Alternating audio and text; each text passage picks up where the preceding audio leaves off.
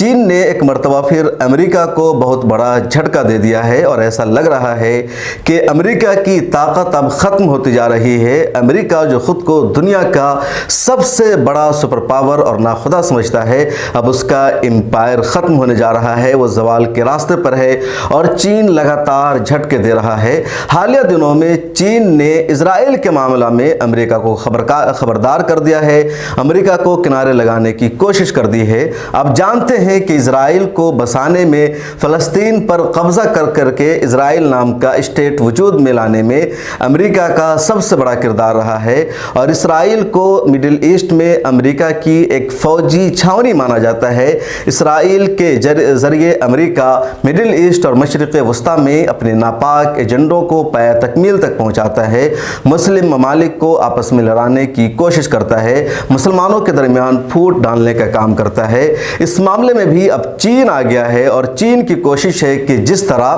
سعودی عرب اور ایران کے درمیان لڑائی کو ختم کرا دیا گیا ہے، دونوں کے درمیان ڈپلومیٹک اور سفارتی تعلقات بحال ہو گئے ہیں، اسی طرح اسرائیل کی جارحیت اور دہشت گردی کو بھی روکا جائے۔ چنانچہ پچھلے دنوں چین کے وزیر خارجہ نے اسرائیل کے وزیر خارجہ کو فون کیا اور کہا اسرائیل کی فوج کا فلسطین کے مسلمانوں پر حملہ کرنا، مسجد اقصیٰ میں نماز کے دوران حملہ کرنا، عبادت میں مصروف رہنے والے لوگوں پر واٹر کینن کا استعمال کرنا، پیلٹ گن کا استعمال کرنا اور اس طرح کے ہتھیار سے حملہ کرنا سراسر ناانصافی اور ہیومن رائٹس کے خلاف ہے۔ آپ کو چاہیے کہ آپ اس طرح ڈسٹرب نہ کریں۔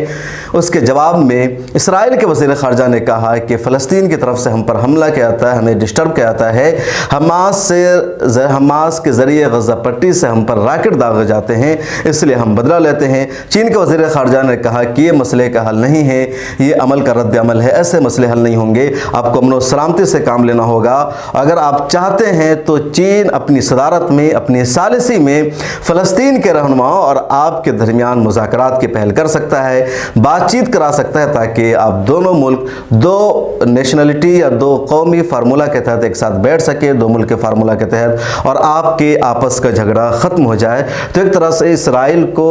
چین نے آفر کر دیا ہے اور امریکہ کو بڑا جھٹکا دیا ہے۔ اسرائیل کے تمام معاملوں میں اب تک امریکہ ٹانگ آ رہا تھا، صرف اسرائیل کی سنتا تھا، فلسطین کی نہیں سنتا تھا، عرب دیشوں کی نہیں سنتا تھا۔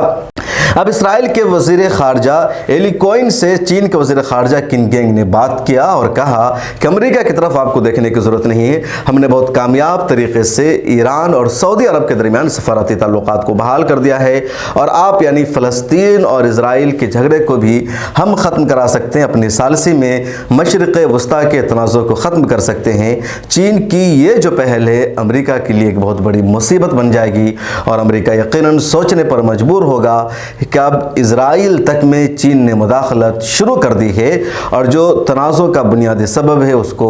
چین حل کرنے کی کوشش کر رہا ہے۔ اسرائیل پورے فلسطین پر قبضہ کر کے ایک غاصب ریاست بنی ہوئی ہے، لیکن اس میں بھی دو معاملہ ہے۔ ایک وہ نقشہ ہے جو 1948 کا ہے، 1948 میں تقریباً آدھی زمین پر فلسطین کے اسرائیل نے قبضہ کیا تھا اور ایک ملک ہونے کا اعلان کر دیا، لیکن 1967 میں عرب اسرائیل جنگ ہوئی، اور اس جنگ میں یروشلم یعنی جو بیت المقدس کا ایریا ہے، مقبوضہ بیت المقدس پر بھی اسرائیل نے قبضہ کر لیا، اور وہاں مسجد اقصیٰ ہے، اور فورس جو وہاں لگی ہوئی ہے اسرائیل کے، صرف انتظامی معاملہ اردن کے ہاتھوں میں ہے۔ ایسے مسلمانوں کی پہلی کوشش ہے کہ جو مسجد اقصیٰ کا علاقہ ہے، جو احاطہ ہے اور جو پورا بیت المقدس ہے، وہاں سے